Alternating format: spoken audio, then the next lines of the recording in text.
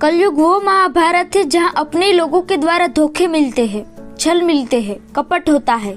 अगर बात अपने दुश्मन की हो तो उससे तो आदमी निपट ले, क्योंकि वो तो दिखाई दे रहा है। लेकिन अगर अपने ही धोखा देने लगे, छल करने लगे, तो उससे आदमी कैसे निपटे, क्योंकि धोखा तो अपने ही लोग देते हैं। कोई दुश्मन आपको धोखा नहीं दे सकता, क्योंकि आप उस पर कभी विश्वास ही नहीं करोगे। धोखा देगा आपका करीबी जिस पर आप विश्वास करते हो। तो परिस्थितियों से किस प्रकार निकले ताकि भविष्य में आपको किसी के भी द्वारा धोखा ना खाना पड़े। किसी को प्यार में धोखा मिला, किसी के दोस्त ने धन उधार ले लिया, उसने वापस नहीं किया और हमें फिर से धोखा मिला। और इस प्रकार इंसान नाना प्रकार के धोखों में घिरा रहता है, दबा रहता है। उसका मन इतने धोखे खा खा कर किसी पर भी विश्वास नहीं कर पाता और उसका मन हमेशा दबा हुआ रहता है। वो स्वतंत्र नहीं हो पाता, आजाद नहीं हो पाता, वो किसी पर भी विश्वास नहीं कर पाता। और जब आदमी के मन से विश्वास खत्म होने लगता है तो यकीन मानिए उसका सबसे बड़ा नुकसान उस आदमी को स्वयं होता है, क्योंकि वो खुद पर भी विश्वास नहीं कर पाएगा। उसको खुद की बुद्धि पर, खुद के विवेक पर भी शक होगा कि उसने ऐसे लोगों पर विश्वास किया जिन्होंने उसे धोखा दिया। और ये शक उसे अपने ऊपर होगा, अपनी बुद्धि पर होगा। वो अपने आप को दोष देगा कि मैंने क्यों किसी पर विश्वास कर लिया, मैंने क्यों उसको इतना धन उधार दे दिया, कि मैंने क्यों किसी से प्यार कर लिया। आज की जो बोध कहानी में मैं आपको सुनाने वाली हूँ, उससे आपको कुछ ऐसे तरीके पता चलेंगे जिससे आप परिस्थितियों से किस प्रकार निपटे, ताकि आपको भविष्य में कभी धोखा ना मिले। ऐसे तरीके आपको इस कहानी में मालूम होंगे। अगर आपने जीवन में कभी धोखा खाया है तो इस कहानी को अंत तक जरूर सुनना। इससे पहले कि आप इस कहानी में खो जाए, इस चैनल को सब्सक्राइब जरूर कर ले। तो चलिए इस कहानी को शुरू करते हैं। एक बार एक युवा लड़का एक बौद्ध भिक्षु के पास पहुंचा और उसने उस बौद्ध भिक्षु से एक ऐसा सवाल किया जिसे सुनकर बाकी सब शिष्य सोच में पड़ गए। उसने पूछा, हे बंते, आप हमेशा कहते हैं कि इंसान में हमेशा करुणा होनी चाहिए, करुणा ही मनुष्य का सबसे कीमती आभूषण है। यहाँ तक तो सब ठीक है, लेकिन मैं आपको बताना चाहता हूँ कि इसी कारणवश मुझे बहुत बार जीवन में छल मिला है। बहुत लोगों ने मेरे साथ कपट किया है, मुझे धोखा दिया। अगर मैं उनके प्रति करुणा न रखता तो आज मुझे छल नहीं मिला होता, कपट नहीं मिला होता, मुझे इतना दुख नहीं हुआ होता। ये सिर्फ इस करुणा के कारण हुआ। आपके प्रवचन सुनकर मैंने अपने हृदय में करुणा का उदय किया। लोगों के प्रति मेरा हृदय करुणावान हो गया और इसी करुणा के कारण उन लोगों ने मेरा फायदा उठाया और मुझे बार बार धोखा दिया। तो आप लोगों को गलत ज्ञान क्यों देते हैं? ये शिष्य जो आपके प्रवचन सुन रहे हैं, ये भी अपने करुणावश जीवन में बहुत धोखे खाएंगे और ये आपको गालियां देंगे, क्योंकि आपने ही इनके मन में डाला है कि करुणा इंसान का सबसे कीमती आभूषण है। इस बारे में आप कुछ कहना चाहेंगे, कुछ सफाई देना चाहेंगे? और इस प्रकार उस युवा लड़के ने उस बौद्ध भिक्षु को तर्क वितर्क करने के लिए ललकारा। बौद्ध भिक्षु ने मुस्कुराते हुए कहा कि हे बंते, करुणा का मतलब वो नहीं है जो तुम समझ रहे हो। करुणा को अक्सर हम अपनी भावनाओं के साथ जोड़ लेते हैं। हम अपनी भावनाओं में बहकर कोई गलत कदम उठा लेते हैं और उसका इल्जाम करुणा पर लगा देते हैं, क्योंकि हमारी हिम्मत नहीं है कि हम खुद को उसके लिए दोषी करार दे सके। हम ये मान सके कि जो छल, जो कपट हमारे साथ हुआ है वो हमारी नासमझी के कारण हुआ है, ना कि करुणा के कारण। भावनाओं में बहकर जिंदगी भर छल सहते रहते हैं और इल्जाम किसी और पर लगाते रहते हैं। जिस प्रकार से तुम करुणा को समझ रहे हो, वो करुणा तो एक आदमी को अपंग बना देगी। वो तो उससे कोई कदम उठाने ही नहीं देगी। युद्ध में लड़ने के लिए तुम अपने करुणा का सहारा लेकर नहीं बैठे रह सकते। तुम्हें परिस्थिति के हिसाब से काम करना होगा। अगर युद्ध हो रहा है तो तुम्हें हथियार चलाना ही होगा। तुम ये कहकर पीछे नहीं हट सकते कि मेरा हृदय करुणावान है, मैं किसी पर हथियार नहीं उठा सकता। याद रखना, ये एक कायर की निशानी होती है। समझदार और बुद्धिमान व्यक्ति वही है जो परिस्थिति के हिसाब से काम करे। अगर तुम्हें नासमझी में एक बार धोखा मिल गया, लेकिन उसके बाद भी तुम धोखे खाते रहते हो, बार बार खाते रहते हो और उसी प्रकार खाते हो जिस प्रकार पिछली बार खाया था, तो तुम इल्जाम किस पर लगा रहे हो? ये सिर्फ तुम्हारी नासमझी के कारण होता है, करुणा के कारण नहीं होता। करुणा तो इंसान से इंसान के संबंध जोड़ती है, लेकिन वो संबंध बनने के बाद उस आदमी के साथ आपको अपना जुड़ाव कितना गहरा करना है, ये आप पर निर्भर करता है। हो सकता है तुमने अपने मित्रों को धन उधार दिया हो और तुम्हारा धन वापसी न आया हो। ये भी एक प्रकार का छल है, धोखा है। लेकिन धन उधार देने से पहले क्या तुमने ये भली भांति देख लिया था कि तुम्हारा मित्र, तुम्हारा दोस्त वो धन वापस करने का सामर्थ्य भी रखता है कि नहीं रखता, कि वो कोई काम करता है, कहीं कमाता है या फिर यूं ही खाली बैठे रहता है। अगर वो खाली बैठा रहता है और फिर भी तुम उसे धन उधार देते हो तो तुम ये भी सोचो कि वो वापस कैसे करेगा। उसके पास तो कोई भी आया ही नहीं है, कोई भी कमाई का साधन नहीं है। और यही दूसरी तरफ तुम अगर किसी ऐसे मित्र को धन उधार देते हो जो कमाता है, जिसकी कमाई है, तुम्हें पता है कि इसके पास कल कमाई आएगी तो ये मेरा वापस कर देगा, तो ऐसी परिस्थिति में तुम्हें बहुत कम छल और धोखे मिलेंगे। छल और धोखे बहुत प्रकार के होते हैं। मान लीजिए किसी पिता ने अपने बच्चे को पढ़ाई करने के लिए बाहर भेजा है और वो वहाँ पर पढ़ाई नहीं कर रहा है, बल्कि वो वहाँ पर अय्याशी कर रहा है, तो क्या ये एक प्रकार का धोखा नहीं है, छल नहीं है?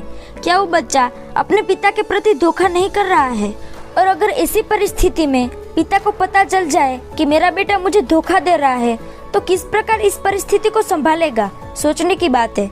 अक्सर ऐसी परिस्थिति में माता पिता गुस्से में आकर अपने बेटे को कोई दंड दे देते हैं और इस कारण से उन दोनों में दूरियां बन जाती है।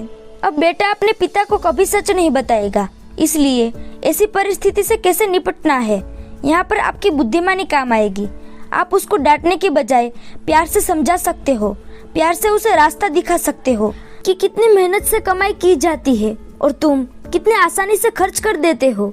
इस बात का उसे एहसास कराया जा सकता है बिना गुस्से में आए। और अगर फिर भी वो नहीं समझ रहा, अपनी जिंदगी में नहीं संभल रहा, तो फिर बार बार धोखा कब तक खाएंगे? तो फिर कोई ना कोई ऐसा कदम उठाना ही पड़ेगा जिससे हमें बार बार धोखा ना खाना पड़े।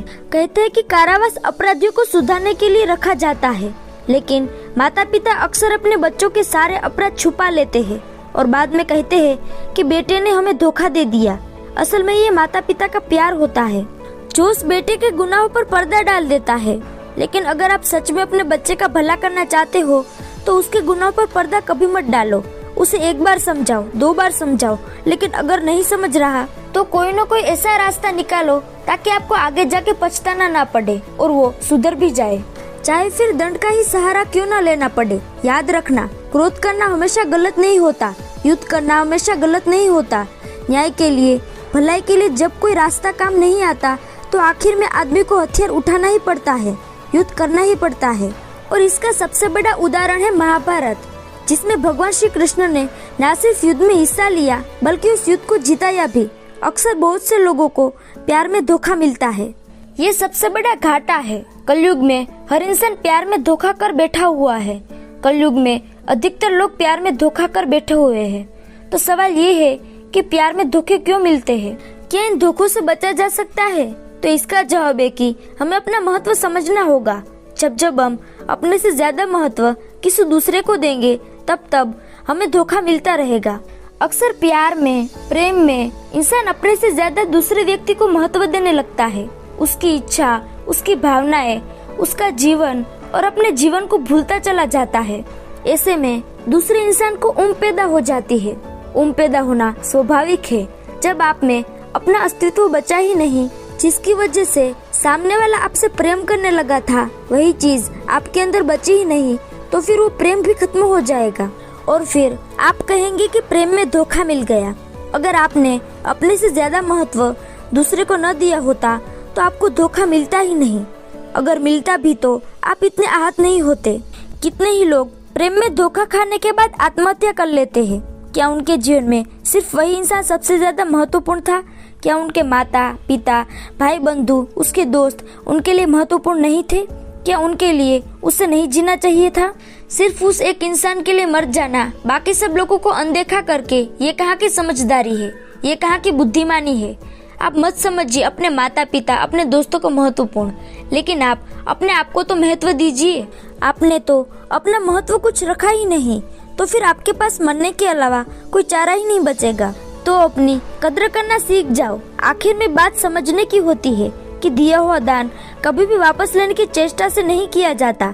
याद रखना, अगर आपने कभी किसी गरीब की मदद की है जो धन धान्य से संपन्न नहीं है, उसके पास कोई ऐसा साधन नहीं है कि वो आपकी पूंजी को वापस लौटा सके, तो उसे दानी समझना चाहिए। अगर आपका मन धोखा खाता रहेगा, लगातार धोखा खाता रहेगा, तो आपका मन परिपक्व हो जाएगा, उसका बचपन खत्म हो जाएगा, वो किसी पर भी विश्वास नहीं कर पाएगा और उसका विश्वास परमात्मा पर से भी उड़ता चला जाएगा। इसलिए स्वार्थी बनो। स्वार्थी का मतलब होता है स्वयं का अर्थ समझना, स्वयं का अर्थ समझने की कोशिश करना। चाहे लोग आपको स्वार्थी कहे, उससे कोई प्रयोजन नहीं है। आपको सिर्फ ये देखना है कि आपका मन किसी धोखे में ना पड़े, किसी फरेब में ना पड़े। अपने आंखें खोल कर रखो, होश में जियो, परिस्थिति को ठीक प्रकार देखो, उसको समझो और उस प्रकार से क्रिया करो, ताकि आपको कोई छल ना मिले। अगर मिले तो भी वो आपके लिए एक सीख बन जाए। भावनाओं में बहकर एक इंसान से बार बार धोखा कभी मत खाना। जिस प्रकार सांप का स्वभाव होता है, उसी प्रकार धोखेबाज इंसान का भी स्वभाव होता है। वो अपना स्वभाव नहीं छोड़ सकता। जिस प्रकार सांप अपना स्वभाव नहीं छोड़ सकता, अक्सर हम दूसरों की बातों में आकर उसकी भावनाओं में बहकर फिर से उस पर विश्वास कर लेते हैं, उस पर भरोसा कर लेते हैं और हमें बार बार उससे धोखा मिलता रहता है। इससे तो ऐसा ही लगता है कि हम अपने आप को खुद चोट पहुंचाना चाहते हैं और असल में हमारे अचेतन मन में कुछ ऐसी सूचनाएं भरी हुई है जिनसे हम खुद को चोट पहुंचाना चाहते हैं।